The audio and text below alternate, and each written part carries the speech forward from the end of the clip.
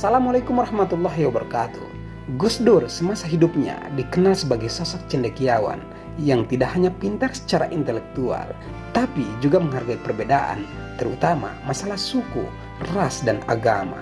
Pria kelahiran Jombang ini bahkan memiliki gelar sebagai Bapak Pluralisme Indonesia karena keberaniannya membela hak-hak kaum minoritas yang tertindas. Karena sikap heroiknya, maka tak heran meski telah wafat, hingga sekarang pesona Gus Dur seolah tak pernah pudar. Sahabat Suluh Muda, berikut ini kami akan membahas beberapa kehebatan Gus Dur yang membuatnya layak menjadi tokoh idola generasi muda. Apa saja? Temukan jawabannya hanya di Suluh Muda. Tapi sebelum dilanjut, mari sama-sama membangun channel ini dengan mengklik tombol subscribe dan share juga kepada sahabat-sahabat yang lain agar bermanfaat untuk banyak orang.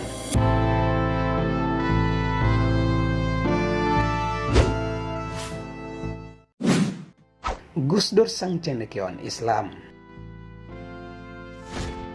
Gus Dur dikenal sebagai salah satu cendekiawan Islam yang memiliki pengetahuan luas.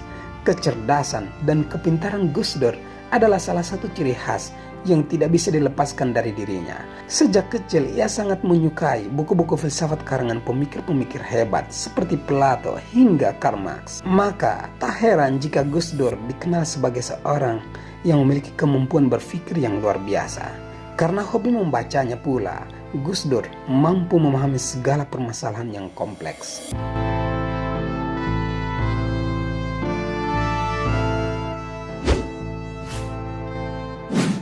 Berasal dari keluarga berada, Gus Dur tidak menjadi sosok yang besar kepala.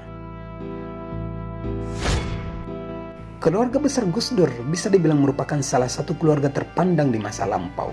Kakeknya, Ki Haji Hasyim Asy'ari, adalah pendiri Nahdlatul Ulama yang sekaligus memiliki beberapa pesantren besar. Maka dari itu, meski bukan termasuk golongan orang kaya, Gus Dur masuk dalam kategori keluarga berada. Akan tetapi, walau keluarganya memiliki cukup uang, Gus Dur tidak tumbuh menjadi anak yang suka bertindak seenaknya. Gus Dur sendiri cukup tekun menjalani pendidikannya hingga saat kuliah berhasil meraih beasiswa Kementerian Agama untuk belajar studi Islam. Sepulangnya ke tanah air, Gus Dur bekerja sebagai jurnalis di beberapa surat kabar dan majalah. Sayang, meski waktu itu karirnya terbilang cukup cemerlang, ternyata gaji wartawan tidak cukup membiayai anak dan istrinya. Karena itulah, setelah menjadi kulit tinta, Gus Dur juga mengambil pekerjaan sebagai penjual kacang dan es. Gus Dur yang notabene memiliki keluarga besar yang bisa saja membantunya, nyatanya tidak. Semua itu tidak berlaku bagi Gus Dur. Artinya, Gus Dur memilih berjuang sendiri secara mandiri.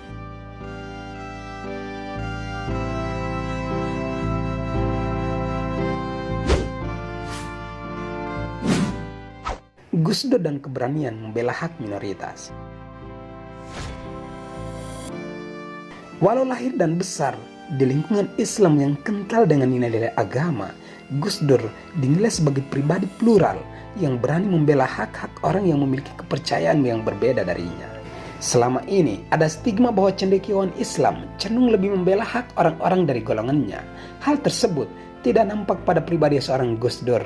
Ia bahkan dengan berani pasang badan untuk membela siapa saja yang tertindas.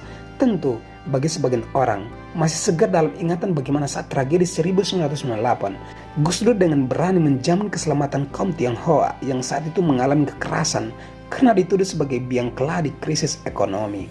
Seluruh warga Tionghoa yang pergi ke luar negeri dipanggil kembali dan diyakinkan akan keselamatannya. Selain itu, beliau juga menganjurkan pada masyarakat dari suku, ras, dan agama lainnya untuk menerima teman-teman dari Tionghoa untuk menjadi keluarga dan berhenti memusuhi mereka. Puncak dari keberanian Gus Dur membela kaum minoritas adalah saat dia menjadikan Hari Raya Imlek sebagai hari libur nasional.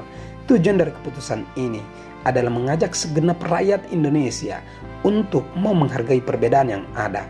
Meski sempat dikecam oleh banyak orang, namun Gus Dur sama sekali tidak membatalkan keputusannya.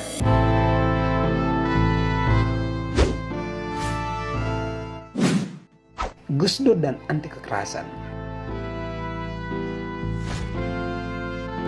Tidak hanya menghargai berbagai perbedaan agama, Gus Dur juga anti kekerasan dengan atas nama agama.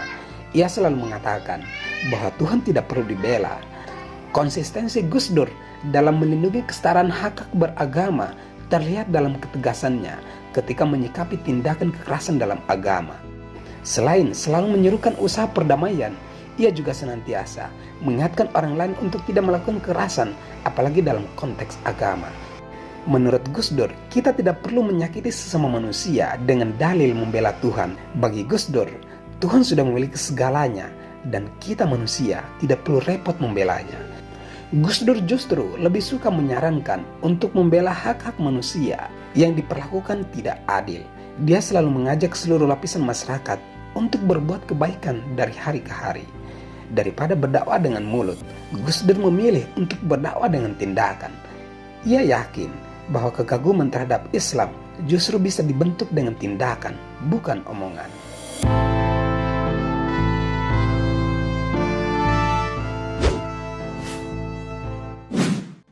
Gus Dur dan tindakan nyata. Tindakan nyata adalah bentuk kontribusi paling berharga sebagai manusia. Bagi Gus Dur, tidak penting apapun agama dan sukumu, kalau kamu bisa melakukan sesuatu yang baik untuk semua orang, orang tidak akan pernah tanya apa agamamu. Di sepanjang hidupnya, Gus Dur tidak pernah bosan mengajak manusia untuk selalu melakukan tindakan nyata, menghargai perbedaan, menolong orang lain, serta berhenti melakukan diskriminasi adalah buah pemikiran Gus Dur yang selalu terkenang hingga saat ini. Baginya, bila seorang sudah berbuat baik, maka label agama, ras, dan suku sudah menjadi tidak penting.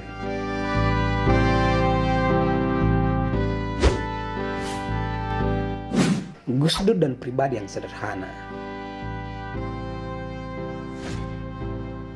Hingga akhir hayatnya, Gus Dur tetap menjadi pribadi yang sederhana dan bersahaja. Walau banyak pemikiran besar lahir darinya, ia tak pernah merasa lebih hebat dari manusia lainnya. Hasil pemikiran Gus Dur yang selalu sukses membuat banyak orang kagum tidak menjadikannya sosok yang besar kepala. Hingga akhir hayatnya, ia selalu tampil sebagai seorang pemimpin yang rendah hati dan mengayomi. Banyak juga pemimpin dunia yang mengidolakan Gus Dur dan kagum dengan kecerdasannya. Namun lagi-lagi, Gus Dur tetaplah sosok yang sederhana dan menganggap kepintarannya bukanlah segalanya. Ia bahkan juga enggan dianggap lebih pintar dari orang lain. Hal inilah yang membuat Gus Dur diidolakan oleh banyak orang. Visi dan misi hidup Gus Dur yang selalu mengedepankan perdamaian dan anti kekerasanlah membuatnya layak jadi idola bagi generasi muda.